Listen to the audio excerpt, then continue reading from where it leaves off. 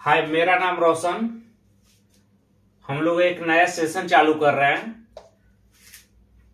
इसमें हम लोग क्वेश्चन के थ्रू कंसेप्ट को समझेंगे। आइए क्वेश्चन स्टार्ट करते बिना समय गवाए हुए। In a noisy room a sleeping newborn initially startles and has rapid movement but soon goes back to sleep. What is the most appropriate nursing action in response to his behaviour. Question में ये बोल रहा है कि एक noisy room है, ठीक है। कैसा रूम है? नॉइजी रूम है। उसमें नॉइजी रूम में एक न्यू बॉर्न बेबी है, न्यू बॉर्न है जो उसमें सो रहा है, ठीक है।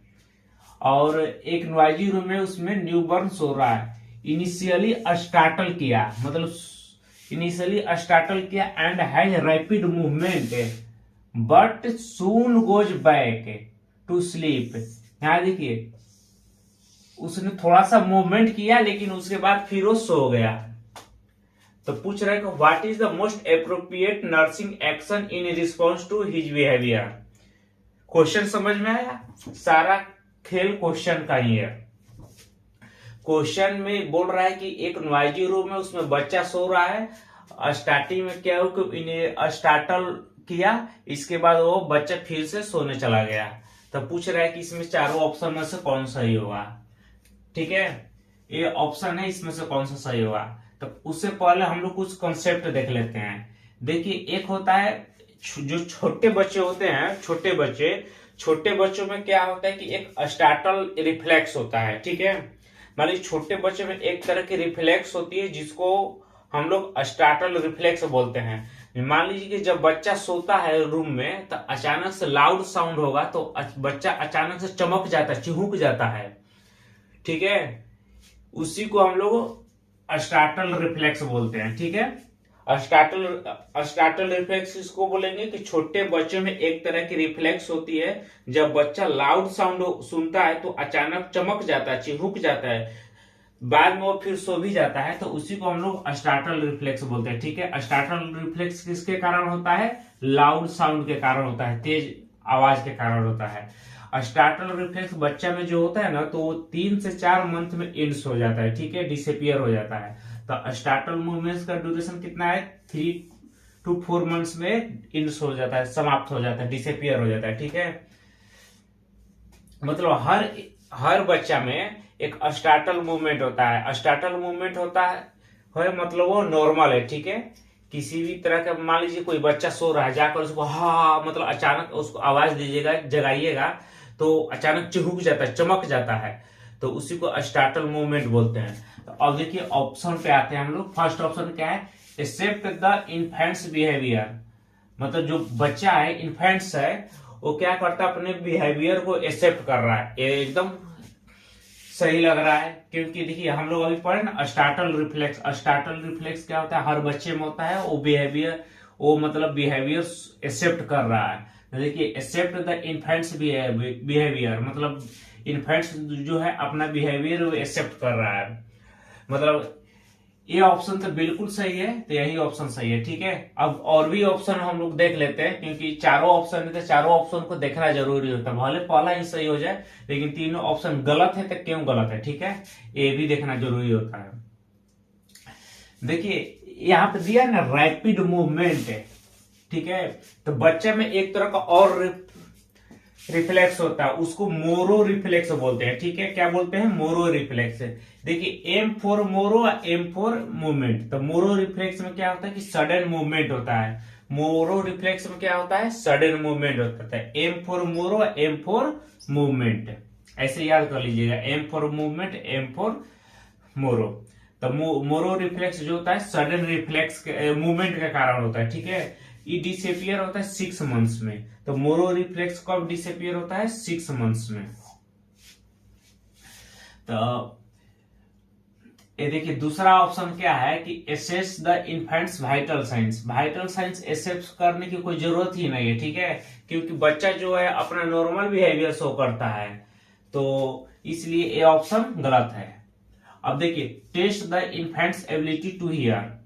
मतलब इन्फेंट्स में हियरिंग एबिलिटी को शो चेक करने के लिए बोल रहा है कि देखिए इन्फेंट्स में हियरिंग एबिलिटी को शो करने के लिए एक टेस्ट होता है, उस टेस्ट का नाम है बेरा टेस्ट। ठीक है, उस टेस्ट का क्या नाम है? बेरा टेस्ट।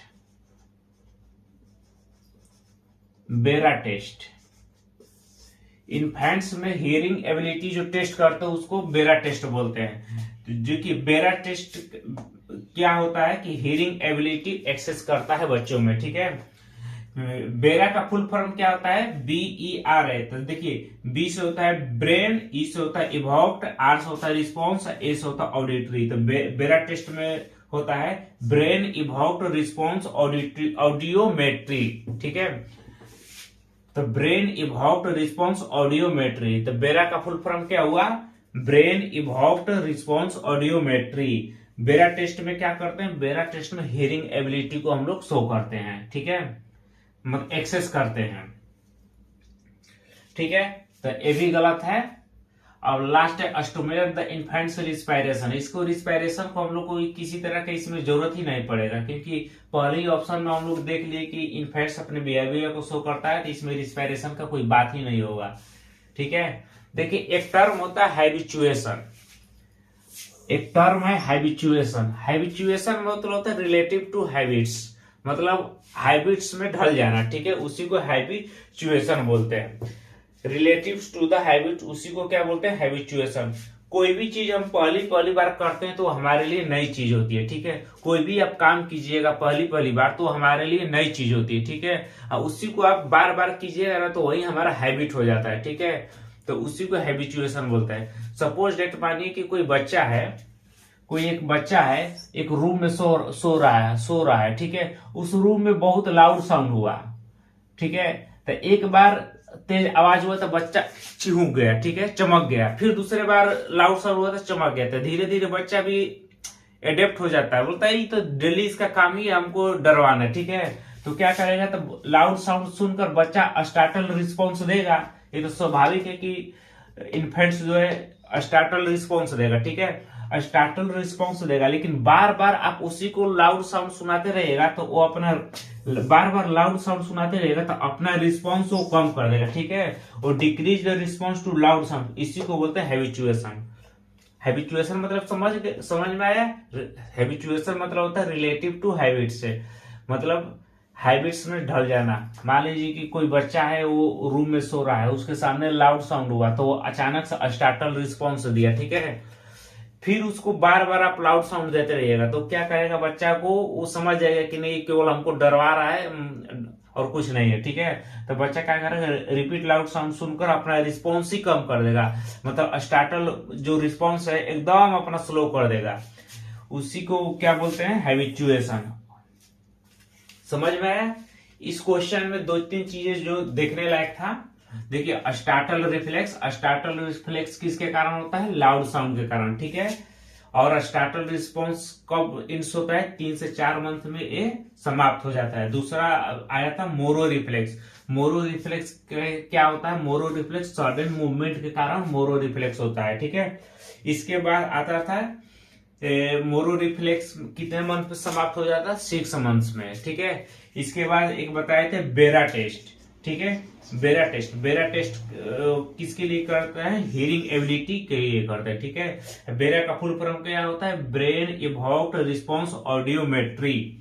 लास्ट में बताया था हैबिचुएशन समझ ही गए थे, लाउड साउंड होता है, स्टार्टल रिस्पॉन्स करता है, इसके कारण क्या होता है? रिपीट लाउड साउंड होता है। इसके बाद decrease response to the loud sound, उसी को हम लोग हैबिचुएशन बोलते हैं। समझ में आया क्वेश्चन? इस क्वेश्चन से हम लोग कॉन्सेप्ट समझे। ठीक है, इस क्वेश्चन में 2-3 कॉन्सेप्ट आ गया, स्टार्टल रिफ्लेक्स आ गया, मोरो रिफ्लेक्स आ गया, बेरा टेस्ट आ गया और हैबिचुएशन आ गया। ठीक है, अब नेक्स्ट क्वेश्चन देखते हैं।